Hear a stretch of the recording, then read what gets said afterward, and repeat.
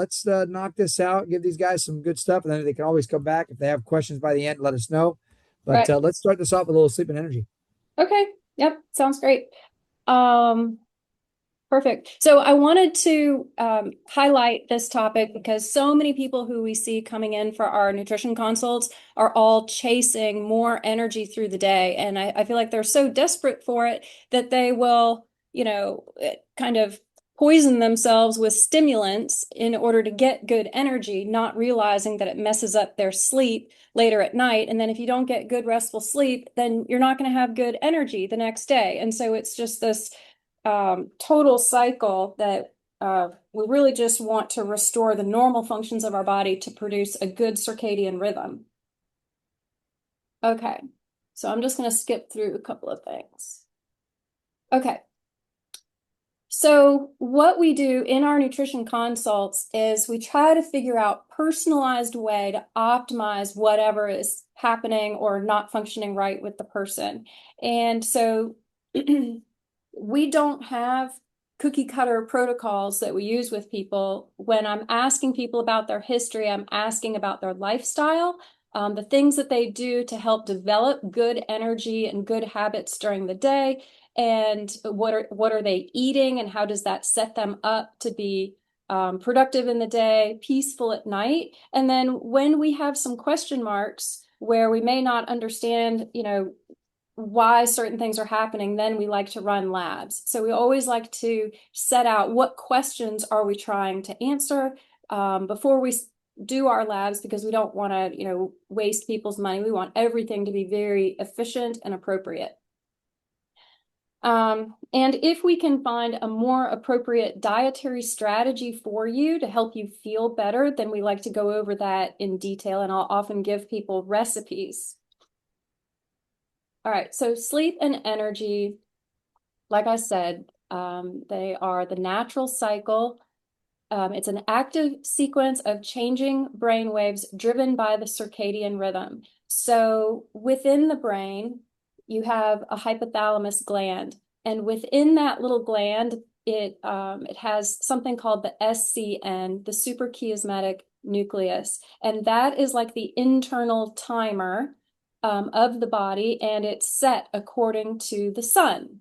So your hypothalamus gland is like the master conductor that orchestrates all of your hormones, not only your sex hormones, but also your cortisol, your DHEA, your insulin. So the way that your metabolism is managed, and your energy production, everything. So what you should have is a natural increase in cortisol in the early morning hours. Cortisol should naturally wake you up before the alarm clock, and then it should slowly taper off through the day. So cortisol is not a bad thing. It's actually essential to keep you standing up with energy, being productive, walking around. You just don't want it at the wrong times of the day.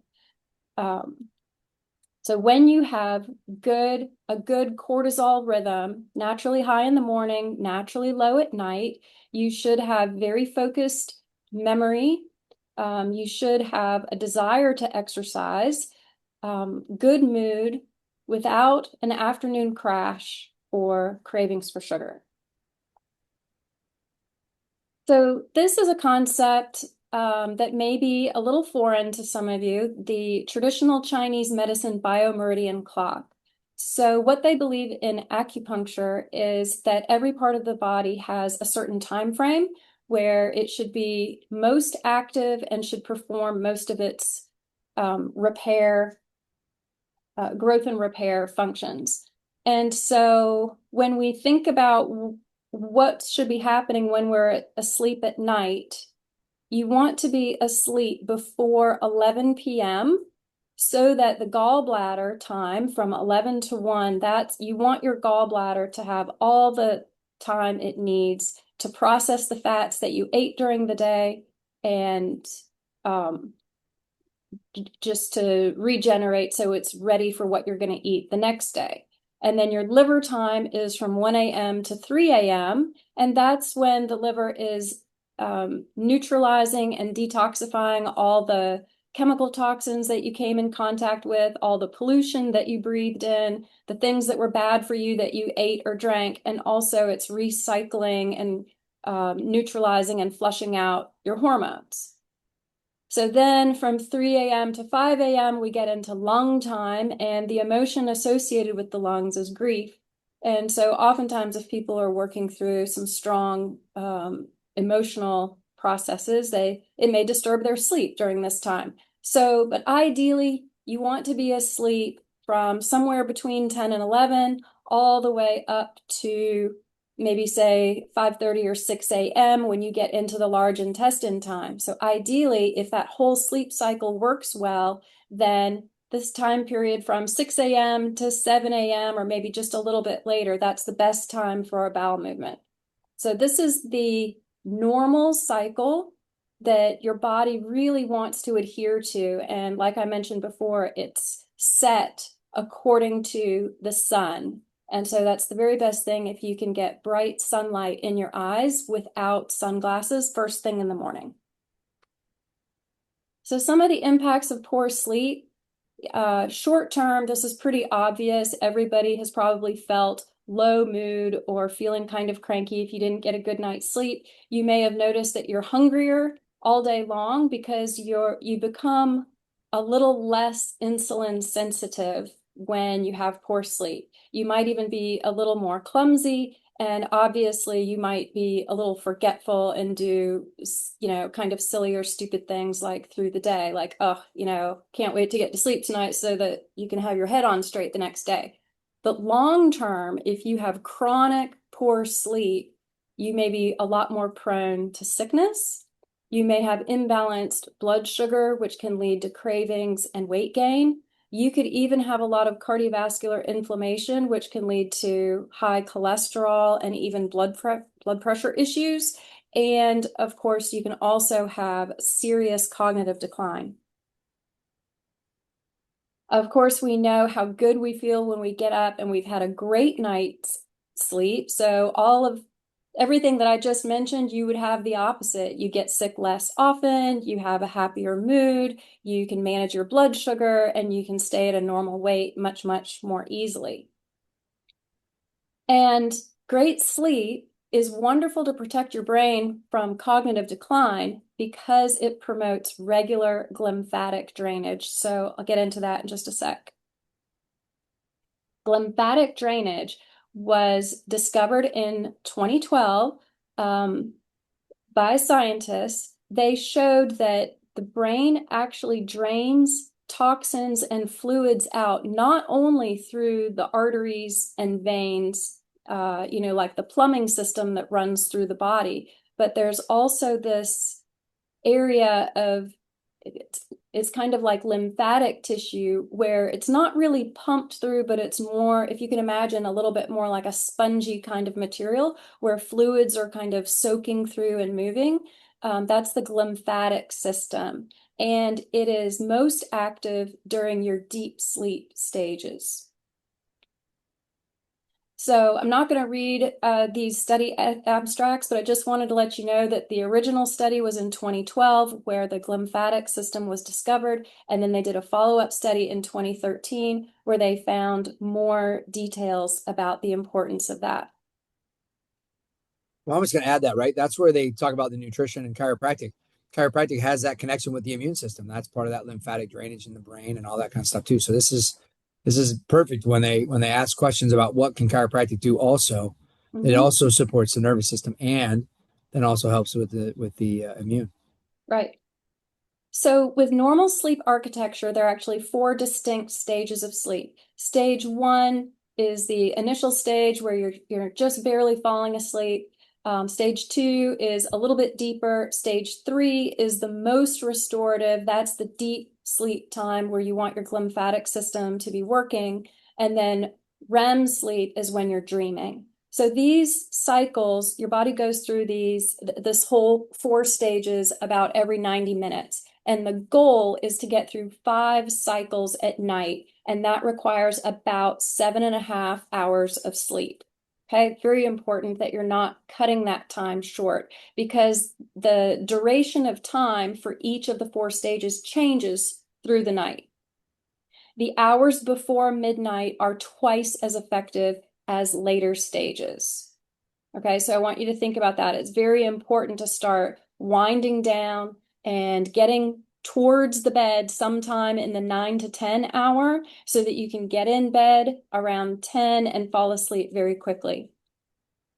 People who are taking sleep aids, the prescription sleep aids like Ambien or Zolpidem, get plenty of light sleep, but the drug actually changes the brain waves, so you're not getting enough of the restorative deep sleep. I think that's important for people to know. Because when you're in growth and repair is when you're in that deep sleep. So you're not That's really. right. That's right. So if you take a look at through these stages, you know, in the first cycle of sleep, you're hitting the deep sleep um, probably the most. Like the longest amount of time is going deeper, but as the night progresses, you spend more time in the REM sleep where you're dreaming more often. Now, a lot of people like to have a glass of alcohol, maybe with dinner or after dinner. A lot of people, this is their favorite way to unwind, but I do want to stress that it impacts your sleep. And so if your goal is really to feel more restored when you wake up, you may want to rethink the alcohol. It does help you fall asleep more quickly because it does kind of take the edge off of your stress, but Depressant. it increases the duration of the initial deep stages, but then it shortens them through the rest of the night. And I think that's probably because the liver is required to work harder to detox that burden of alcohol that you just put in. And so what happens is that you miss out on the deep sleep stages later in the middle of the night, like your third cycle, your fourth cycle, your fifth cycle. And so you wind up just having this very restless sleep from 3 a.m. and beyond that's just not really going to help you feel like you've got your head on straight the next day.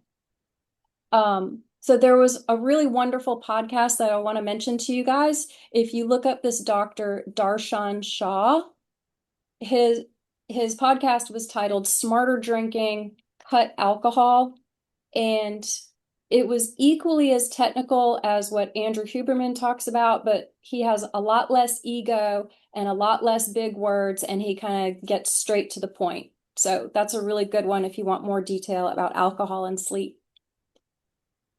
Here are some photos of a few non-alcoholic beverages that do have some adaptogens in them, some things like ashwagandha and L-theanine and some magnesium. And these are all relatively low in sugar, maybe about only 5 or 6 grams of sugar. So if you do feel the need to take the edge off, but you don't want the alcohol, these are nice alternatives.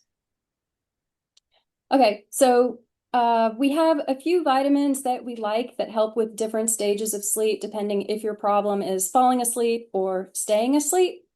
Melatonin is really only recommended if you are actually low in melatonin, and you can figure that out by doing a Dutch Complete. That's one of the hormones that is tested in that test.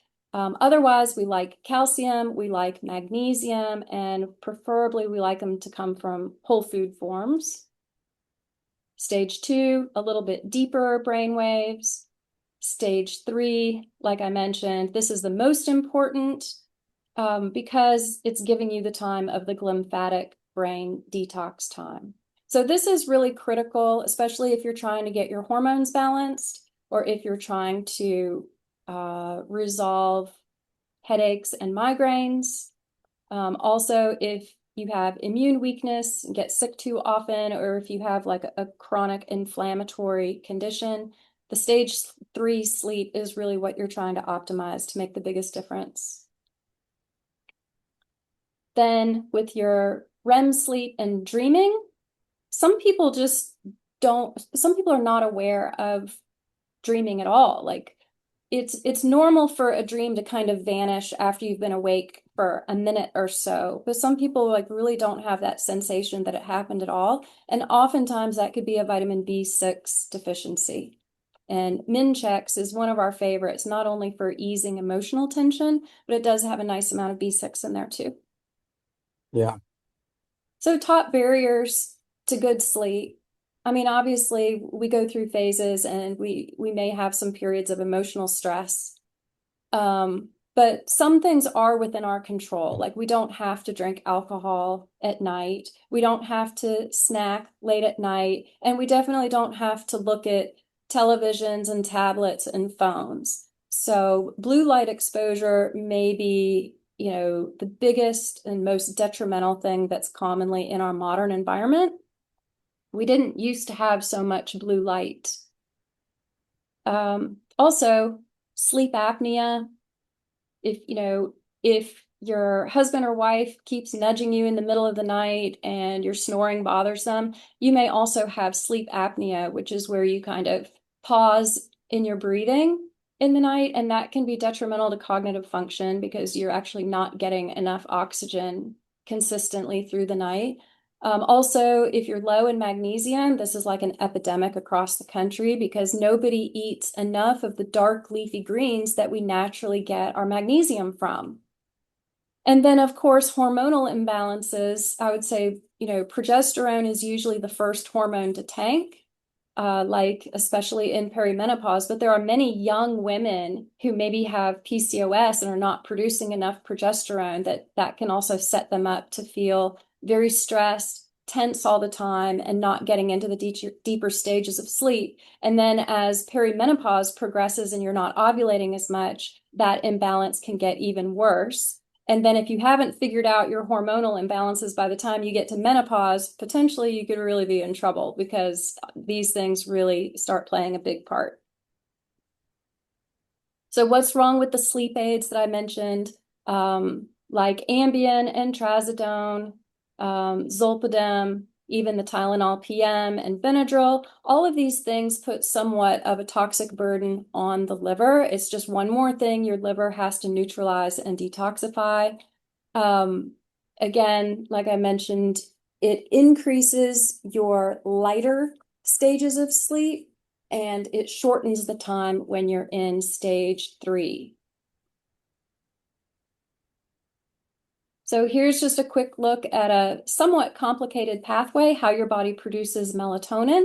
So first you have to eat the right kinds of foods and proteins that give you tryptophan and also iron and B vitamins. So from that, your body makes 5-HTP and combines it with the vitamin B6 in order to create the serotonin that actually most of that process occurs in your gut.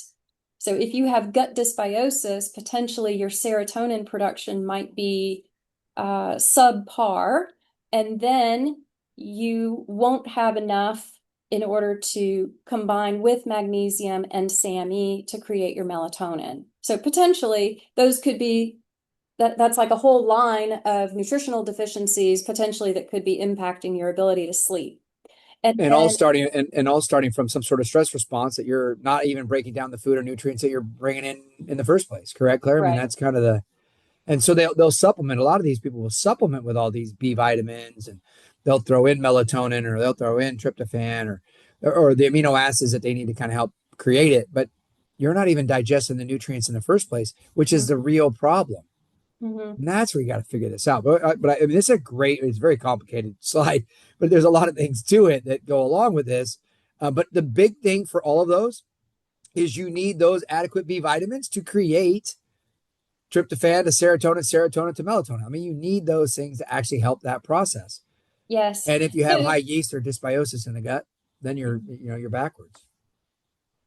yeah, exactly. And so you can imagine somebody who's not even eating animal protein at all is more likely going to be set up with less tryptophan, less B vitamins, less iron because they're just not coming in the first place. And then think about all the people with digestive problems and even the people who are grinding their teeth or clenching their teeth at night. Mhm. Often that is a symptom of impaired digestion. So if you can't break down your proteins, then, you know, maybe your stomach and bowels or whatever won't be optimal, but also it'll be messing with your sleep.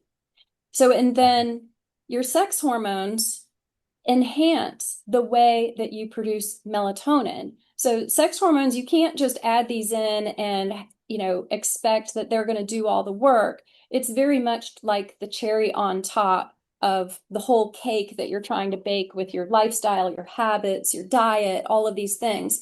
But your estrogen, progesterone, and testosterone do somewhat lubricate this whole process and just kind of enhance the way that it works. So I hope you're understanding me. Like, I'm not saying like, oh, you can just add in progesterone and that ought to make the whole thing work. No, like they're very much like the last step that can take you from B plus sleep to A plus sleep.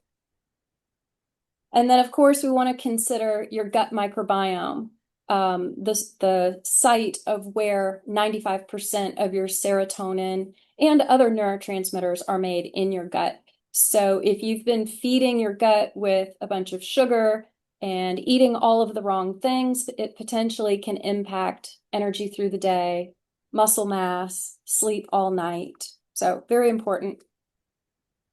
All right, so let's talk a little bit more about energy. Got a couple of statistics for you. Over 40% of adults over age 65 report feeling tired or low energy. I mean, I feel like that's way higher, but I may be a little bit biased because everyone who's coming in is trying to work on something with their health. So But Americans spend, in our population is mainly they're trying to be better. That's what's yeah, awesome about the group we get to take care of is people that we get so many people that come in, they go, I feel great, but make me feel better. And yes, that's why you're seeing so much of that. right. Our society is largely too sedentary.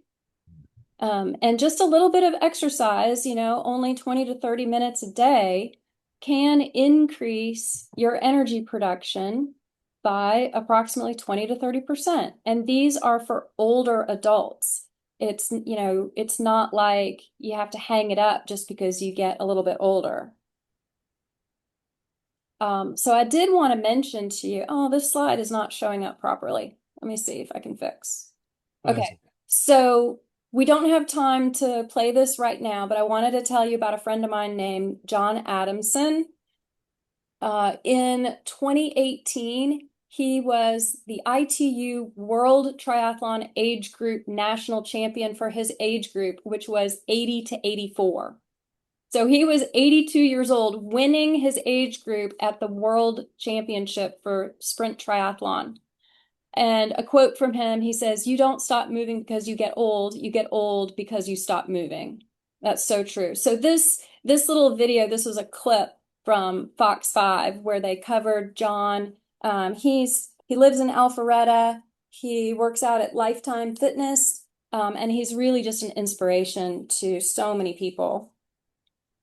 And then there's also Ernestine Shepherd, who is the world's oldest competitive female bodybuilder. She says age is nothing but a number, discipline and consistency matter more. So true. So I'm going to have links to these videos in the program so people can take a look there. And we also have a nice handout for you guys that'll be in the sleep section. So this is just a quick look at the Krebs cycle. So this is what our wonderful chiropractors learn about in school, all these little details, everything that goes into the Krebs cycle, also called the citric acid cycle, or you could just call it the energy cycle, right? Or the stress cycle, because we look at that and go, what? We had to memorize that whole thing. No Because you look, way. yeah. So without going into the details, just understand that cellular energy production is very complex, and there are certain key nutrients and certain processes that your body really needs to make this happen. So, as I mentioned at the beginning, the suprachiasmatic nucleus, or the SCN, is a tiny little structure inside the hypothalamus gland. So if you're doing nutrition with us, maybe you've taken hypothalamex, or maybe hypothalamus PMG, or maybe cytozyme PT, HPT. So these are nutritional products that we have to support this gland in the brain that one coordinates all of your hormones and things, but also helps you feel like you're appropriate, like it senses and perceives what kind of an environment you're in. Like, are you safe or do you need to be in fight or flight? Um, so the best way to reset the function of this little gland is with light. Sunlight, first thing in the morning, helps to set your timer so that your body knows how long it's supposed to be awake and how to time that sequence of cortisol production so that it can have it nice and low at night and so you're ready to go to sleep. Yeah. Functions, Hey Claire, so a blue screen first thing in the morning, is that a good idea? not a good idea. Yeah. You Sunlight don't is want always a good idea, right? No, you don't want blue light from your phone. The first light that you see, you want to step outside, take a little walk, walk towards the sunrise, and that's a really good way to wake up. Even more natural and better than having a cup of coffee.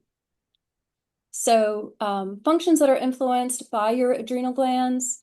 The adrenals are largely responsible for having good, consistent energy all day. They also modulate your immune system. They're involved in strength and function of your muscles and also your bone turnover.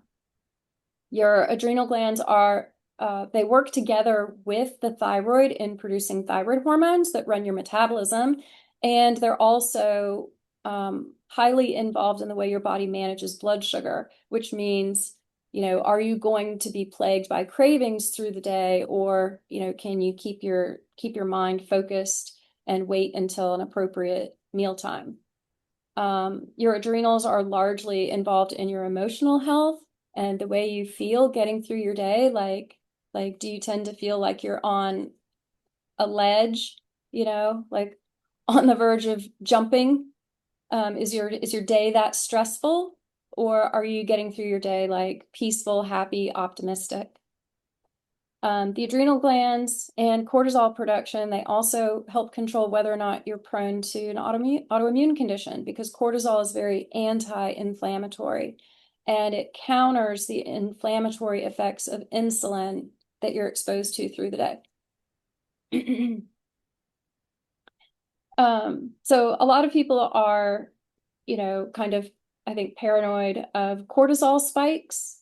People have asked me some questions previously, like, is it okay for me to do walking on a treadmill? Because I heard that was going to cause a cortisol spike.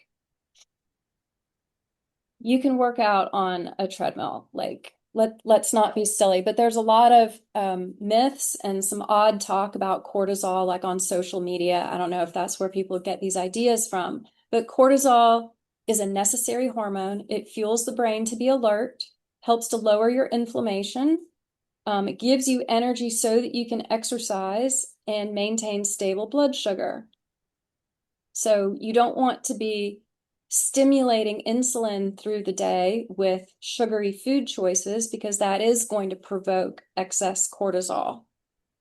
And if someone has abnormal adrenal activity and they are pumping out way too much cortisol all through the day, it can show up as excess fat around the middle. And the pattern would be sort of like a spare tire. But in order to have good energy production, you do want a normal amount of cortisol. So this is why, working out in the morning is a good time because exercise will increase your cortisol somewhat, and you want it to be high in the morning.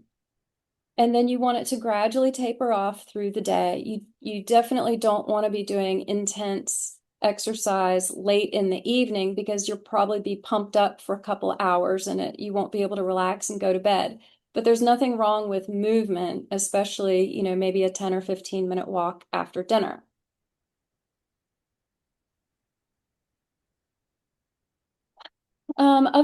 Other things about cortisol, if you take a look at this graph that I've got here in the top right corner, this is like a little excerpt of one of the tests that we like to do, the adrenal stress index test, where you take saliva samples at incremental periods through the day and night, and they check to see how high or how low your cortisol is being produced. So this is important because if you're under a lot of stress, your cortisol is going to be very high. And if that goes for a long period of time, it can suppress your immune system. And this may show up in a gut test like low SIGA, in which case we would want to do some stress management techniques and maybe some other herbs that are appropriate for that. Cortisol is involved with the integrity of your skin. And of course, that regenerates mostly at night. So this is why we want you to get your beauty sleep. And then let's say if we look at your adrenal stress index test and you're not producing enough cortisol through the day, it can compromise how your muscles and tissues work and build and maintain. Somebody who has chronically high cortisol, high stress all the time often will have a very flat buttocks. They'll lose their butt, and that's called muscle wasting. Stress also increases chronic pain. It can worsen allergies, and obviously it can disturb your sleep too. So when somebody might have adrenal issues, we often look to thyroid because cortisol working at the cell level controls thyroid hormone utilization. And so someone who's hypothyroid often needs to have adrenal support at the same time. The adrenals and thyroid are two ox in a yoke. And so we support them together if we want to if we know we have a problem with one, we often have to support both of them. So when cortisol is too much, it's probably because it's being driven by high insulin spikes, probably from, eating too many carbohydrates and sugar, but also from emotional stress and not being able to control, relationships, work, things with the kids, all kinds of stuff. And what happens with that when you have a lot of ups and downs of insulin and cortisol spikes, it can impair the way your hippocampus in the brain functions, and that's like your memory center. So of course, everyone's probably noticed when you get really stressed out, you can't remember, where did I put my keys? Where did I put my pen? Did I call that person? I forgot what to get at the grocery store. Like everything just falls through the cracks because your hippocampus just cannot function under the onslaught of high cortisol. And then, of course, I really want to stress that exercise probably does more than any other intervention to correct all the problems that I've just been mentioning. If you can get outside in the early morning light and move your body, that's the number one thing to reset your circadian rhythm.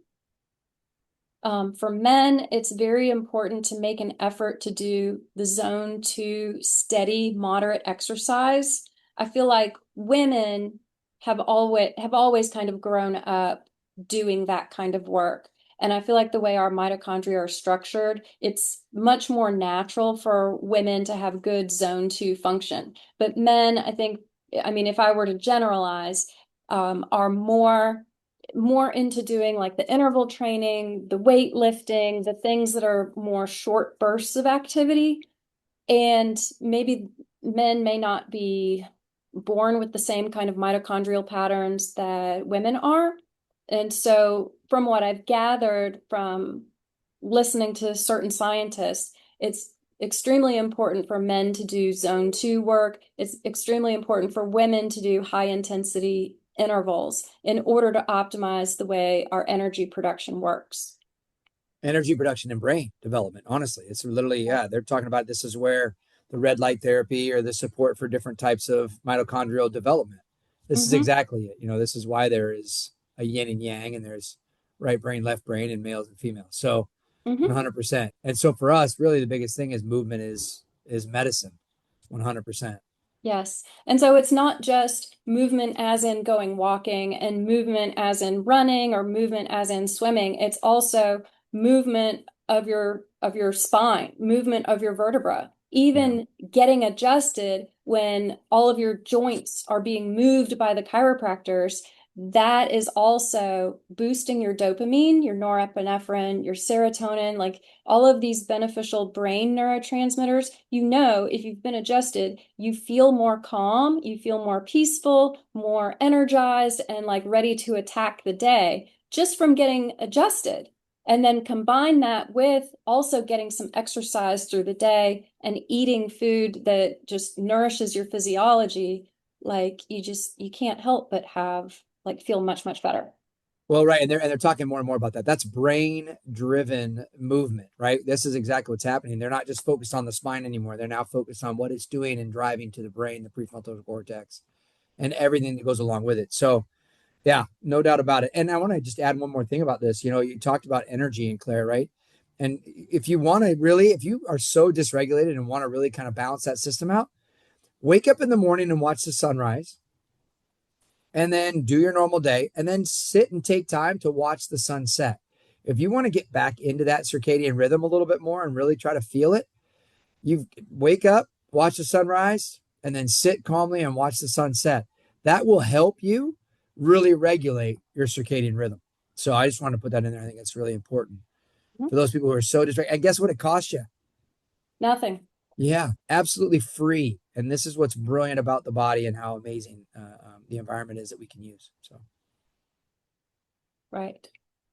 Okay. So what kind of exercise is best? I would say getting your exercise in the morning or very early evening, that's really the best for your circadian rhythm. You don't want to be doing something high intense late at night because your energy will be too pumped up and that takes a while to come down from that. You want to do both some aerobic activity and also some resistance activity. And I would say, you want to focus on training your weaknesses.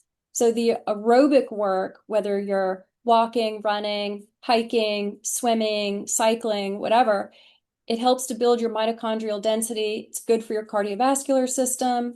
And ideally, you want to have some good steady state work with shorter bursts, shorter interval training. There's just a lot of benefits in doing it both ways. You don't really want to just go out and do the same speed workout every time. But at the same time, and the older we get, this becomes more and more important. You want to also do resistance training. So you need to be lifting weights, the heavier the better, because building more muscle is what's going to keep us safe and strong and independent into our later years. So unfortunately, when we're young, 20s and 30s, I would say most people don't really have a fear of getting older. There's not really a sense of, I have to do something now for when I'm 70 or 80 years old. But then as you get into your 50s, you start realizing, wow, where did the time go? And I seem to be getting closer to that stage. So resistance training, uh, very important because your muscles run your metabolic health. If you want to lean up and lose fat, the fastest way to do that is to build more muscle and to set your mind that you're going to get bigger. You're going to take up more space. You want your muscles to pop out. And when they do that, the extra little bit of fat goes away. Your muscle makes you more insulin sensitive. And then also, you want to consider mobility work, stretching. It doesn't have to be yoga. I mean, it's something that you could do like, in between or before and after your regular workouts, but it's great as a stress management technique. Um, and then, like I said, trying to exercise outside where you get the benefit of the sunlight on your skin. So testing, if you want to make a bit of a science project out of your health journey, we have lots of tests that are available. The adrenal stress index test is a saliva test where we do 4 or 5 different samples through a 24-hour period, and then we can take a look at whether your cortisol production seems to be normal or if there's some kind of a problem there. And this is an interesting test because it also gives some insight into, are you having an abnormal insulin production? And also there's a part of it that checks for gluten sensitivity. And it's really neat to see. It's not that expensive. And then there's also the Dutch Complete, which is my personal favorite because it's so comprehensive and it looks in depth at all kinds of things. 3 different estrogens, your progesterone, testosterone, DHEA. It checks to see if you're a good or a poor methylator. That's like how you're removing toxins. And it looks at your liver detox pathways, which there's really not another good way, to check those things. It also includes cortisol, and it includes melatonin and a variety of organic acids that give us some indication if you're low in B vitamins and if your brain neurotransmitters might be a bit out of line. Very in-depth. And then, of course, the majority of what we do is ordering blood work for people who have some gaps. What you get from your MD is usually just the CBC, the metabolic panel, and lipids, and you might be lucky if you get a vitamin D, but there's a whole lot more that could tell us, where is your inflammation coming from? Why is your energy not really good? Of course, that applies to your thyroid function, and most people are only getting like a TSH test, and there's 1, 2, 3, 4, 5, 6. There's 6 different functional markers that all play a part in telling how your thyroid's doing. Of course, there's also autoimmunity that people often don't get checked at their doctor's office. And so I feel like a lot of what we do is filling in the gaps so that we can tell a complete picture about your health. Lifestyle habits for good sleep hygiene. I've mentioned a few of these already. Don't want you to be eating too much late at night because that can disturb your blood sugar, but pistachios and tart cherries do provide some benefit for melatonin production. You want to make sure your bedroom is dark, cold, and quiet. If needed, put some blackout curtains up, put some black tape over the little lights on your TV, and use a sleep mask or earplugs if needed. It's also very nice to have like a little routine, like maybe taking a nice warm bath and adding some lavender essential oil or Epsom salts. You can set a little timer on your phone, maybe to go off at 9:45 every night, and that's your cue to go brush your teeth, wash your face, get ready for bed. Of course, if you can get into bed early enough, then you can set your clock for an early morning workout. And you can also spend a little bit of time journaling, reading the Bible, or especially the 4-8 Principle is a really good book. It's all about God's love for us. And if you read just a couple of pages of that book right before bed, you have like the sweetest dreams ever, just because you've got God's love in your mind right as you're falling asleep. We've also, of course, got some good foods that we want to get into the system as much as possible. Very nutrient dense, healthy foods. If you're going to drink coffee, we want it to be organic. There's a lot of problems with coffees that have mold in them and other toxic herbicides. So always look for organic and mold-free if you can. Yerba mate is another option, but some of those ready-made yerba mate drinks have a lot of sugar. You can do matcha green tea and also have berries because that gives you good antioxidants that the point of that is they counteract natural aging and oxidative stress. And then we want you to get plenty of protein in, whether you're cooking eggs or sausage or some kind of a meat in the morning or just having a shake. And then, of course, Greek yogurt or cottage cheese. If dairy doesn't bother you, those are great sources of protein and very convenient.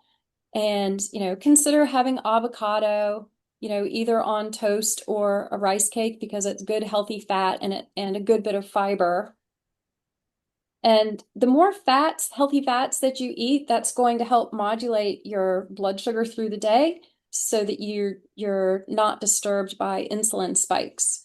And if you're comfortable having some complex carbs, oats and sweet potato are good, but always want to combine your carbs with some kind of a fat to slow the absorption. Butter, coconut oil, nuts and seeds, those can help you feel full for longer. And then, of course, with the oats, because we know they're often very contaminated by glyphosate, you want to always look for them to be organic and then gluten-free as much as possible. And then electrolytes can actually make a huge difference to your daytime energy because the adrenal glands love sodium.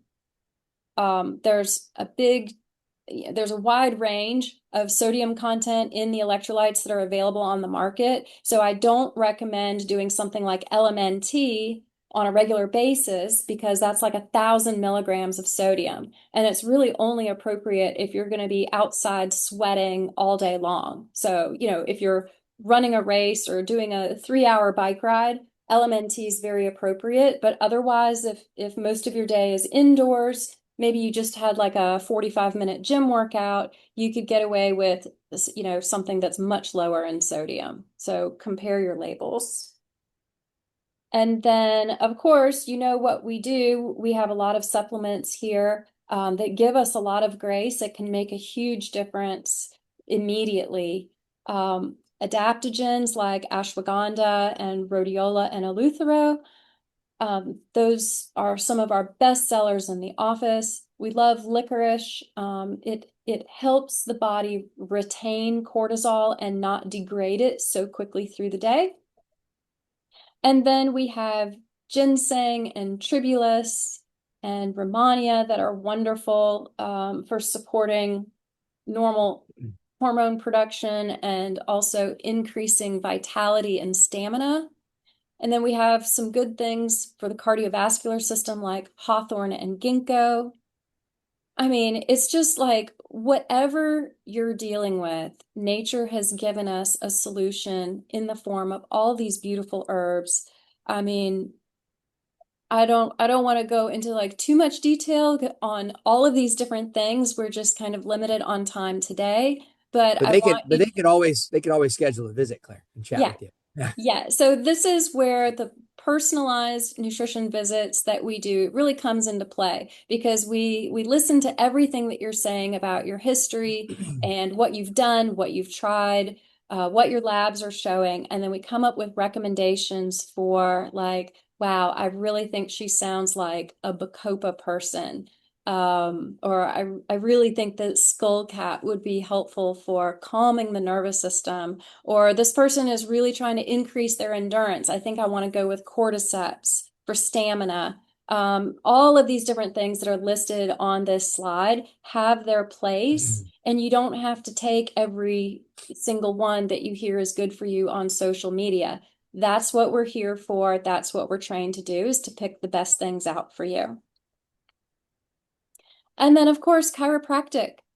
Because, I mean, like I mentioned, chiropractic can help your nervous system to relax. It can also help your nervous system to engage. So your energy should feel wonderful. Like when you get off the table, I mean, you should just be bouncing out the door because your stress level feels better, your energy is restored, your muscles and everything's moving well. You should feel like a gazelle and just ready to pop out of here and do your best. Everyone who has been adjusted here completely with the total body assessment knows. This is just the case. You're going to feel better. You're going to have more energy. You're going to have deeper sleep that night. I can't say that there's a randomized control trial that proves that, but if you've felt it, you know. And that's just the way it is. That's why we love chiropractic. So, and that's the end of that. So I think we finished up pretty close to on time. And if you guys had any questions or comments, we can talk about that. Well, I just think there's a lot of information, Claire, and I think I mean this one we could have done just sleep and we could have done just energy because but they both work well together, obviously. So a way to pair them up. And I just think what we need to do is kind of get more of the understanding of how important it is for our growth and repair, more what we're putting in our bodies, exercise, and how important that is. But we also, we just did a fundraiser not too long ago for a high school team that we talked about these athletes and stuff. If they're training their body with poor movement, they're getting used to poor movement, which is also creating more of a stress. That stress response is just perpetuating the same disease processes that we're doing if we're not moving well. So for us, it's more about understanding what we can do to support you, how we feed you, how you're moving, how you're thinking. All of those things dictate kind of how you are as a human being, and what are we doing to support that. So this is a lot of info. I don't even know any of you guys, Claire. I think you did such a great job. Are there any questions? I think the blue light thing I asked or I mentioned in there was one of the biggest things, like waking up and trying to get that sunlight in. And now, it's darker in the morning when you wake up, obviously, because they shifted the clock. But it's kind of funny because I'll work out before the sun comes up. So we're already into it, already getting that routine just because I got to fit it into some part of the day. And I want to make one other comment too about it's not so much about always having to work out in the morning. Please pick what's best for you too, because some people they have that time schedule is better for them in the afternoon or evening. Just fit that movement in somewhere to help support your body. It's not a perfect, everybody has to do this. That's what I love about what we're doing. There's so many variables that you can use, but just take some of these nuggets and apply them to your life and move you in a better direction. That's the biggest idea. So, questions, anybody? Go ahead and fire them at Claire if you have Can anything. we walk through the Krebs cycle real quick? Oh, wow. Claire, will you go over the Krebs cycle real quick? Because I think there was a few B vitamins in there that are used for the Krebs cycle to help create some sort of energy, which I think they call ATP. I'm not for sure, but yeah. No, we're not going to do that. That was a stress response. Travis fell over when he saw that Krebs cycle. I actually kind of, My cortisol went up. I went, Yes, whoa, I'm is that sure the it Krebs did. cycle? It's right there. Anyway.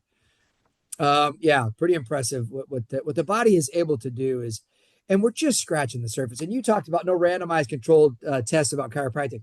They are researching it till the cows come home right now, but they're not focusing anymore on pain management. That is that medical model. They're going more into what's happening where brain function, cognitive function, because they're seeing that shift is more important and more valuable to those people walking in with that stress response. So it's coming. The research is out there. It's just going to validate how important movement is and chiropractic is in the future anyway. So it's awesome.